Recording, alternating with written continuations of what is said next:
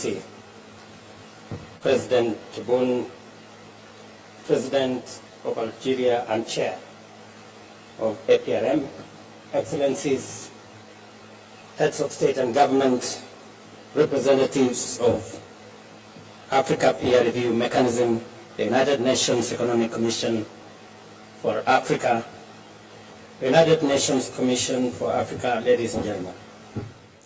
The time has come to rewrite our history and reclaim our narrative and charge the African Renaissance forward.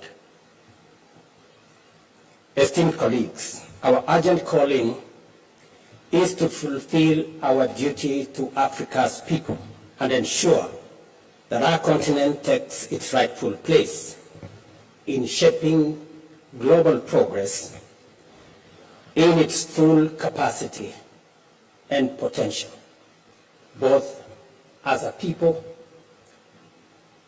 and as countries. That is why we are gathered here today. Africa's economic potential is hamstrung by a financial system that misrepresents, distorts, and understates our reality. Global credit rating agencies have not only dealt a bad hand, they have also deliberately failed Africa. They rely on flawed models, distorted and outdated assumptions, and systemic bias, painting an unfair picture of our economies and leading to distorted ratings, exaggerated risks, and unjustifiably high borrowing costs. Let me say this again. Global credit rating agencies have let us down. They continue to rely on very flawed models and outdated assumptions. And the whole system is also biased. The result is that they paint a very unfair picture of our economies, and this has devastating effects because it leads to distorted ratings of what the situation really is. And it also leads to exaggerated risk of our countries and our continent, and obviously that leads to very high borrowing costs.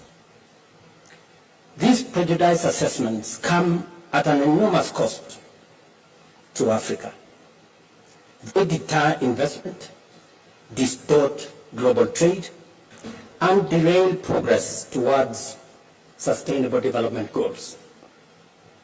By misjudging Africa, these agencies deny opportunities to investors and economies and deprive nations of prosperity. The numbers tell a damning story. The Africa Peer Review Mechanism and the United Nations Development Program place the cost of biased credit rating at a staggering $75 billion in lost opportunities. In a continent abundant with natural wealth, vast arable land, billions in diaspora remittances, and the world's largest carbon sinks, credit rating agencies have delivered 94% of all downgrades in the past decade, while arbitrarily designating only 2 African nations as investment grade. We must be bold and call this for what it is: a financial straitjacket imposed on Africa. A system that punishes our economies while rewarding others, even when the fundamentals are comparable, in some cases even better. Excellencies, the foundations of global finance are supposed to be anchored on principles of fairness, transparency, and merit. Yet, these principles are disregarded when it applies to Africa. Africa will no longer accept to be misjudged by scales that overlook our reality. The winds of change are blowing, and our march forward is as unstoppable as it is relentless. An African credit rating agency is not just an alternative. It is, in my opinion, an imperative. This agency must be globally credible and backed by rigorous, credible data and driven by high reporting standards. But more importantly, it must reflect Africa's reality correctly. We will not walk this journey alone. We will build alliances east, west, and north, grounded in shared values of dignity, equity, and progress. We will hold rating agencies to account and demand accurate standards. We will leverage the experience and expertise of Pan-African credit rating, strengthening their capabilities and expanding their reach. The potential impact is profound.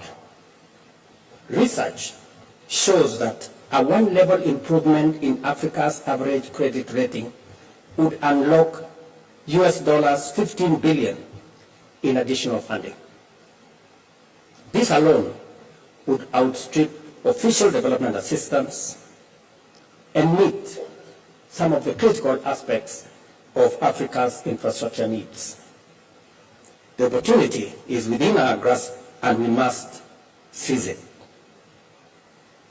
I want to emphasize that this agency will complement international credit rating agencies by filling in data and analytical gaps. In other words, it will do the heavy lifting that international rating agencies may lack the time, inclination, or capacity to undertake. I see the role of Africa credit rating agencies as one of demystifying and democratizing sovereign credit assessments. It must develop a methodology that is objective, transparent, and replicable, rooted in the rigor of science rather than the exclusivity of tradecraft. Let me commend the United Nations Development Programme and AfriCatalyst for stepping forward to support African nations in strengthening their credit worthiness. This is the kind of partnership that we need, rooted in action. I leave you with the words of African Development Bank President Akiwumi Adesina, and I quote, "The perception of risk is not the reality of risk. Wrong scales will always give wrong weights." End of quote.